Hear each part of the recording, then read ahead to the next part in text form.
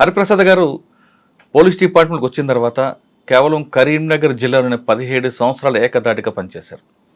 ఆయన డిపార్ట్మెంట్కి వచ్చినప్పుడు కరీంనగర్ జిల్లా మావోయిస్టు ప్రభావిత ప్రాంతంగా ఉండేది.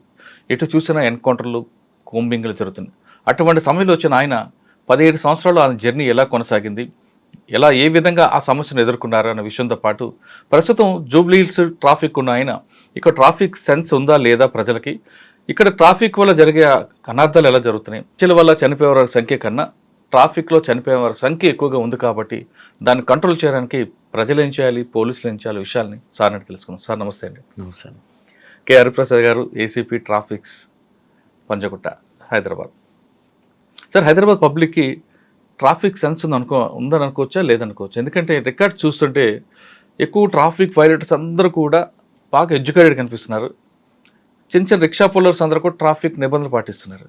టోటల్గా మనం దేశవ్యాప్తంగా రికార్డ్ తీసుకుంటే మర్డర్ వల్ల చనిపోయే వారి సంఖ్య వందల్లో ఉంటే రోడ్డు ప్రమాదాల చనిపోయిన సంఖ్య లక్షల్లో ఉంది. ఇంకా ఇంజ్యూర్డ్ పర్సన్ అయితే దానికి డబుల్ ఉంటుందండి. దీనికి సొల్యూషన్ కావాలంటే కేవలం పోలీసులే కాకుండా పబ్లిక్ వైపు నుంచి మీకు ఎలాంటి సపోర్ట్ కావాలి? ఈ ప్రశ్న చెప్పే ముందు Khammam to Hyderabad via Karimnagar me journey చెప్పండి. మురళీధర్ గారు, నా ప్రయాణం అనేది యాక్చువల్గా 1996 బ్యాచ్గా నేను సబ్ ఇన్స్పెక్టర్గా సెలెక్ట్ అయ్యాను. నేటివ్ వచ్చేసి ఖమ్మం, తల్లాడ మండలం మాది. ఒక విలేజ్, శంకర్రావు మా ఫాదర్ పేరు, మదర్ నాగరత్నం. నేను బేసికల్గా అగ్రికల్చర్ ఫ్యామిలీ, వ్యవసాయం ఉన్నది మాకు. మా ఊర్లో మంచి ఏరియా కదా సార్, అది చాలా బాగుంటుంది. చాలా బాగుంటుంది అగ్రికల్చర్ గా. మా విలేజ్ లో పర్టికులర్ కాటన్ మిర్చి బాగా వేస్తారు. మామిడి అన్ని కూడా బాగుంటాయి. మామిడి కూడా, నాకు మామిడి కూడా మ్యాంగో ఉన్నది, నాకు ఇష్టం. చిన్నప్పటి నుంచి కూడా నేను మ్యాంగో గార్డెన్, కొంచెం ముందుకెళ్తే ఆంధ్ర బోర్డర్ కదా. Yes, exactly. రైజ్ చేస్తాం మ్యాంగో గార్డెన్ కూడా. నేను నా పర్సనల్ ఇంట్రెస్ట్, నాది బేసికల్ గా అగ్రికల్చర్ ఫ్యామిలీ. నేను చదువుకున్నది కూడా సైన్స్ కాబట్టి ఎంఎస్సి బాటనీ నాది, ఫ్రమ్ ఉస్మాన్ యూనివర్సిటీ 92-94 బ్యాచ్. దానికి ముందు కాంప్రహెన్సివ్ కాలేజ్ బిఎడ్ కూడా చేశాను నేను. Agriculture family, same time education, నాకు టీచర్ కూడా సెలెక్ట్ అయ్యాను నేను. కానీ రెండు సెలెక్ట్ అయినప్పుడు ఒకటేసారి 96లో ఇది చూజ్ చేసుకోవడం జరిగింది. అంటే బై చాయిస్, ఛాన్స్ కాదు. రెండు సెలెక్ట్ అయినప్పుడు నేను ఇది చూజ్ చేసుకున్నాను, పోలీస్ ఆఫీసర్ చూజ్ చేసుకున్నాను. ట్రైనింగ్ అయిన తర్వాత ఫస్ట్ పోస్టింగ్ ఇక్కడ? నేను ఫస్ట్ పోస్టింగ్ ఆఫ్టర్ పోలీస్ అకాడమీలో అయిన తర్వాత కరీంనగర్ జిల్లాకి అలాట్ అయినా. ఫస్ట్ డిస్ట్రిక్ట్స్ అలాట్ అయితే మేము జనరల్గా ఏంటంటే ఖమ్మం నేటివ్ ఉన్న వాళ్ళు 3 డిస్ట్రిక్ట్స్ ఇస్తారు. ఒకటి ఆదిలాబాద్, కరీంనగర్, వరంగల్. ఆ 3 డిస్ట్రిక్ట్లో అప్పుడు మేము ట్రైనింగ్ చేసినప్పుడు చాలా విషయాలు ఉన్నాయి, మీకు చెప్పాలి కొన్ని విషయాలు. మా బ్యాచ్లో జనరల్గా ట్రైనింగ్ అప్పుడే చాలా మంది ఎక్స్ట్రీమిజం ఉండి, అప్పుడు కరకగూడ ఒక ఎన్కౌంటర్ అయింది. అప్పుడు దాదాపు పోలీస్ ఆఫీసర్స్ చాలా మంది చనిపోయారు, 15 మంది దాకా. అప్పుడు మా బ్యాచ్ నుంచి ట్రైనింగ్లో నుంచి కొంతమంది ఆ పేరెంట్స్ ఒత్తిడికి మేము చేయము ఈ జాబ్ అని చాలా మంది వెళ్ళిపోవడం కూడా జరిగింది పోలీస్ ఆఫీసర్గా. అంటే ఆ విధంగా టెన్షన్, ఆందోళన ఉండే. అప్పుడు కంటిన్యూగా ఒక యుద్ధ వాతావరణం ఉన్నది. ఆ యుద్ధ వాతావరణంలో కొంతమంది జాబ్ వదిలిపెట్టిపోవడం కూడా జరిగింది. కానీ మేము కరీంనగర్ అనేది హైలీ ఎఫెక్టెడ్, ఈ 4 జిల్లాల్లో హైలీ ఎఫెక్టెడ్ కరీంనగర్ జిల్లా. ఫస్ట్ పోస్టింగ్ నాది సిరిసిల్ల అని, అక్కడ ప్రొఫెషనల్గా పోయినా నేను. ప్రొఫెషనల్ పీరియడ్ ఉంటుంది మాది. ఆ సిరిసిల్ల అయిపోయిన తర్వాత నెక్స్ట్ నాకు ఫస్ట్ పోస్టింగ్ కాల్వ శ్రీరాంపూర్ అని పెద్దపల్లి దగ్గర ఉంటుంది. అది సిరిసిల్లాకి వెళ్ళే ముందు మీరు చెప్తున్నట్లుగా ఆ టైంలో బాగా పీక్ మూమెంట్ ఉంటుంది. దానికి ఏ రోజు తినదిన గండం దీర్ఘాయుష్మాన టైప్లో ఉండేది. అప్పుడు పోలీస్ పరిస్థితి ఎలాగ ఉండేది, మావోయిస్ట్ పరిస్థితి ఎలాగ ఉండేది. మరి మీ పేరెంట్స్ ఎవరు ఒప్పుకున్నారా? మా పేరెంట్స్ అంటే వాళ్ళకి ఎవరికి అంటే హాయిగా ఊర్లో వ్యవసాయం చేసుకోకుండా ఎందుకు ఈ ఉద్యోగం, టీచర్ ఉద్యోగం వదిలిపెట్టి పోలీసు, అందులో పర్టికులర్ కరీంనగర్ ఎందుకు అనే వాళ్ళు అబ్జెక్షన్ చెప్పలేదు? చెప్పారు కానీ నాకు ఆ టైంలో చేయాలని ఉన్నది, ఇంట్రెస్ట్ కాబట్టి వాళ్ళని కన్విన్స్ చేయడం జరిగింది. అంటే పోలీసులు చూసి నేర్చుకున్నారా, లేదంటే ఎవరైనా పోలీస్ మీకు రోల్ మోడల్గా ఉన్నారా? అంటే మనం సాధారణంగా మనం చూస్తుంటాం. అంటే నెక్స్ట్ ఒకటి ఫస్ట్ మిలిటరీ, నెక్స్ట్ పోలీస్. అంటే సొసైటీకి మనం ఏదైనా సర్వీస్ చేయదలుచుకుంటే నిజంగా అప్పటికప్పుడు ఇమీడియట్ రిజల్ట్స్ వచ్చేది పోలీస్. అంటే నేను నమ్ముతా. ఎందుకంటే మనం ఎవరికైనా సహాయం చేయాలంటే, పూర్ పీపుల్కి కానీ సొసైటీలో సర్వ్ చేయాలంటే మనకి పోలీస్ డిపార్ట్మెంట్ డైరెక్ట్గా అందరికీ విజిబుల్ ఉంటుంది. మిగతా డిపార్ట్మెంట్ అది మనం it will take lot of time. కానీ మనం పోలీసులో ఏంటంటే ఎవరికైనా హెల్ప్ చేయదలుచుకుంటే మనం రియల్ ఎవరైతే విక్టిమ్స్ ఉన్నారో వాళ్ళకి ఇమీడియట్గా మనం జస్టిస్ చేసే అవకాశం పోలీసులో ఉంటుంది. నేను నమ్ముతున్నా ఎగ్జాక్ట్లీ అది జరుగుతుంది కూడా. It's real. అందుకు పోలీసులు మీరు చాయిస్ ఎగ్జాక్ట్లీ రైట్ సార్. సిరిసిల్లో మీకు ఏముంది దొరికిందండి ఫస్ట్ ఛాలెంజ్ మీకు? సిరిసిల్ల అంటే ప్రొబేషన్ పీరియడ్ మేము అక్కడ బొమ్మలో జనశక్తి మూవ్మెంట్ బాగుంటుండే అక్కడ మావోయిస్ట్ రెండు మిక్స్ ఉంటాయి అక్కడ. ఒకటి బొమ్మలోనే నాకు ఒకటి సిరిసిల్లలో ఒకటి ఆ లోకల్లో వచ్చి ఒక అతను అడ్వకేట్ ఉంటాడు, ఆయన్ని వచ్చి ఒక జనశక్తి మిలిటెంట్ వచ్చి లోకల్లో ఫైర్ చేసిపోయాడు, చేతిపోతే అతను హాస్పిటల్ షిఫ్ట్ చేసేది చనిపోవడం జరిగింది. అంటే మేము కూడా మూవ్మెంట్ ఏంటంటే అప్పుడు మేము వెపన్ కంపల్సరీ క్యారీ చేయాల్సిందే. తర్వాత మేము ఎప్పుడు కూడా 24 hours అలర్ట్గా ఉండాలి. ఈవెన్ దో మనం బయట రోడ్డు మీద వెళ్ళేటప్పుడు కూడా మనం అందరిని కూడా అబ్జర్వేషన్ ప్రాపర్గా ఉండాలి. ఆ ఎక్స్ట్రీమిజం ఉన్నప్పుడు నేను ఏదో రొటీన్గా ఉంటా అంటే అప్పుడున్న ఆ పరిస్థితులు లేవు. నేను బయటికి వెళ్ళాలన్నా మళ్ళీ పోయి పోలీస్ స్టేషన్లో పోవాలన్నా కానీ చాలా జాగ్రత్తగా పరిసరాలని మనం అబ్జర్వేషన్ ఉండాలి.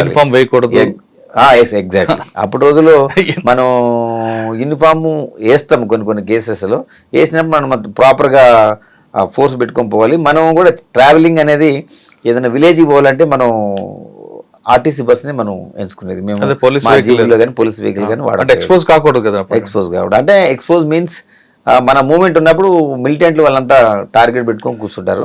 మన మూమెంట్ ముందు ఎవరికి చెప్పొద్దు. సార్ మీరు సిరిసిల్ల ఉన్న పరిస్థితి టైంలో అక్కడ గంభీరపేట అక్కడ బాగా ఎఫెక్టెడ్ ఉంటుంది, మాచారెడ్డి ఈ ప్రాంతాల్లో ఇబ్బందులు వచ్చాయి ఎప్పుడైనా? ఉంటాయి, తప్పకుండా ఉంటాయి. మీరు అన్నట్టు గంభీరావుపేట, అక్కడ ముస్తాబాద్, ఎల్లారెడ్డిపేట, దాని తర్వాత నెక్స్ట్ మనం మాచారెడ్డి బోర్డర్, నిజామాబాద్ జిల్లా బోర్డర్, ఆ ఫారెస్ట్ ఏరియాలో కంటిన్యూగా మూమెంట్ ఉంటే జనశక్తి ఉంటుండే వాళ్ళు ఎక్స్ట్రాక్షన్ చేస్తుండే ప్రజల నుంచి పైసలు.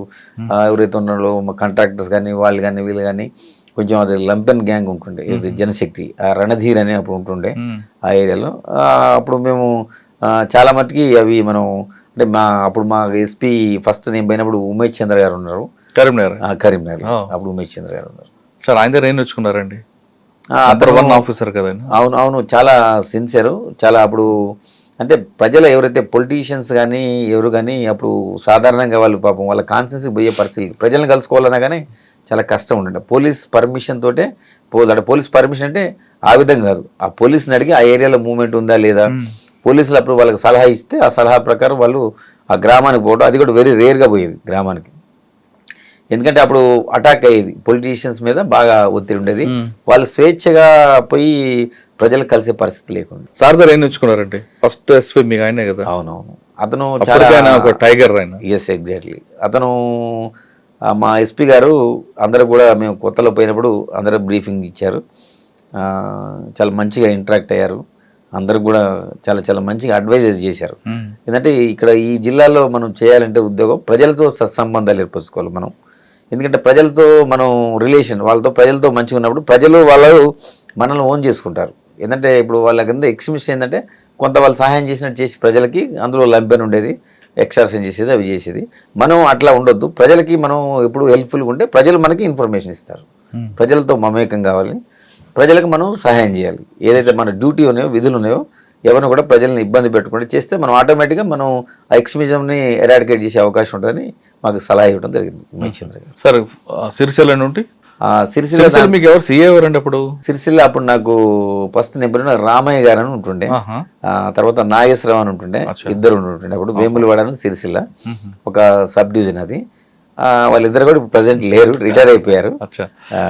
సిరిసిల్ల తర్వాత అండి? సిరిసిల్ల తర్వాత నేను కాల్వ శ్రీరాంపూర్ అని పెద్దపల్లి దగ్గర first, it is my first posting. Nalin Prabhat గారు ఎస్పీగా ఉన్నారు, నేను అక్కడ ఫస్ట్ పోస్టింగ్. అక్కడ ఏం ఛాలెంజ్ వచ్చిందంటే మీకు? అక్కడ మెయిన్ ఏంటంటే మనకి ఎక్స్ట్రీమిజం బాగా హైలీ ఎఫెక్టెడ్. సికాసా మూవ్మెంట్ ఉంది కదా? ఉన్నది.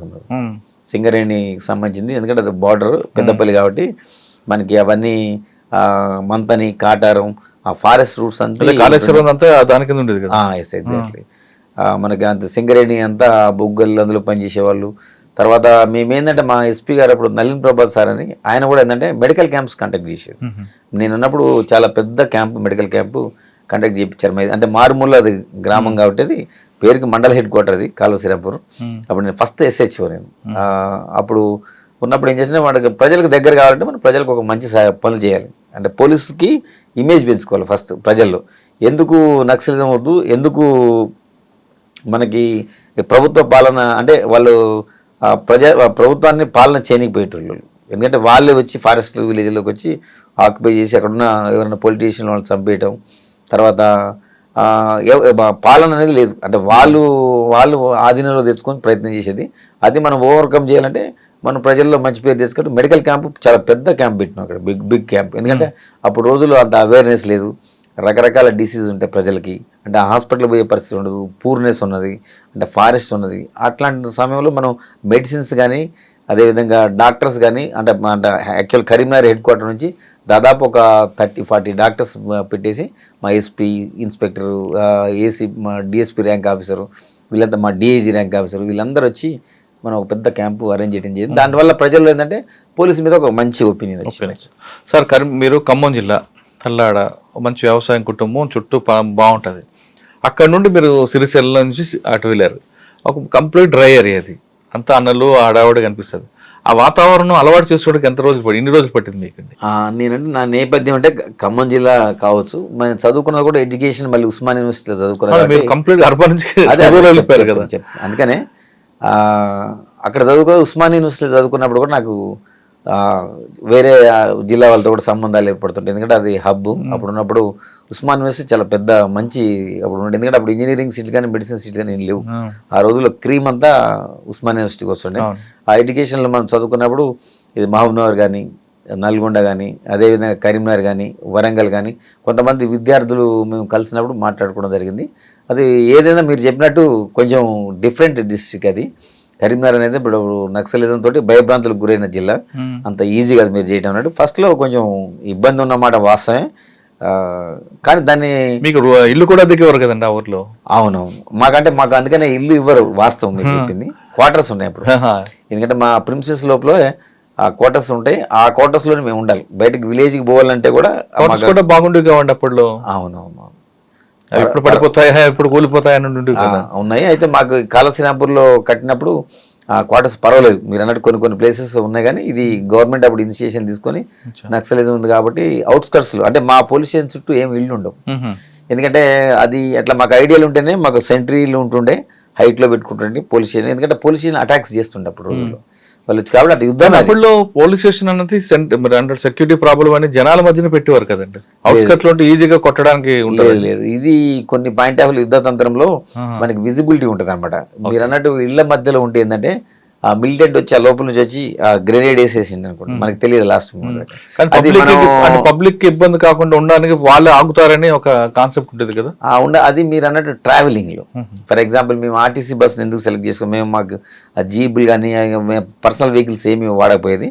ఆర్టీసీ బస్సులు అంటే ప్రజలతో కలిసి ప్రయాణించేది కాబట్టి అప్పుడు వాళ్ళు ఈ ల్యాండ్ మైన్స్ ఉన్నాయి కదా, ఆ రోడ్స్ మనం చేసేటప్పుడు బ్లాస్టింగ్ చేసి చేసే పరిస్థితి ఉండే అప్పుడు. అందుకని మనం ప్రజలతో కలిసి ప్రయాణం చేసేది. ఇక్కడ ఏంటంటే ఇది యుద్ధతంత్రం, ఇది యుద్ధతంత్రం. ఇప్పుడు రోజుల్లో ఎవరికి అవగాహన లేదు ఇప్పుడు వచ్చిన పోలీస్ ఆఫీసర్స్కి. అప్పుడు రోజుల్లో ఏంటంటే మన పోలీస్ స్టేషన్ అవుట్స్కట్స్లో ఉంటే ఏంటంటే మనకు అడ్వాంటేజ్గా ఉంటుంది. మన చుట్టూ ఉన్న ప్రిమిసెస్ని అంటే వాళ్ళ మూవ్మెంట్ ఎవరు కనిపించినా కానీ ఫైర్ చేస్తారు. అదివరకు మనం ఎవరు వచ్చినా కానీ చెప్పి రావాలి, అక్కడ వాళ్ళు ఆగాల్సిందే. మా సెంట్రీ పైన ఉంటాడు, హైట్లో ఒక అతను ఉంటాడు, కింద ఉంటాడు, ఫ్రంట్ సెంట్రీ అంటారు, రూఫ్ టాప్ ఉంటుంది, ఆ బ్యాక్ సెంట్రీ ఏంటి, లెఫ్ట్ రైట్ సెంట్రీస్ ఉంటాడు. అంటే వాళ్ళు రెడీ పెట్టుకొని ఉంటారు వెపన్స్. వాళ్ళకి ఏదన్నా ఇష్యూ ఉందంటే అక్కడికి వచ్చిందంటే ఆటోమేటిక్గా వాళ్ళు ఆపాల్సింది. ఈవెన్ మా పై ఆఫీసర్స్ ఎస్పీ వచ్చినా కానీ ఆ వెహికల్లో కూడా వాళ్ళు ఎవరైనా ఎస్పీ అనుకొని చెప్పొచ్చి మనం అటాక్ చేసే అవకాశం ఉంది. ఎస్పీ గారు వచ్చినా కానీ అక్కడ దూరం ఉండే వాళ్ళు సోర్స్ అని చెప్పి వాళ్ళు మన లైటింగ్ వేసిన తర్వాత కన్ఫర్మ్ అయిన తర్వాత మా పోలీసులకు అలా చేసేది. ఆ లెవెల్ ఉండి ఆ విధంగా జరిగింది క్రైమ్ అయినప్పుడు.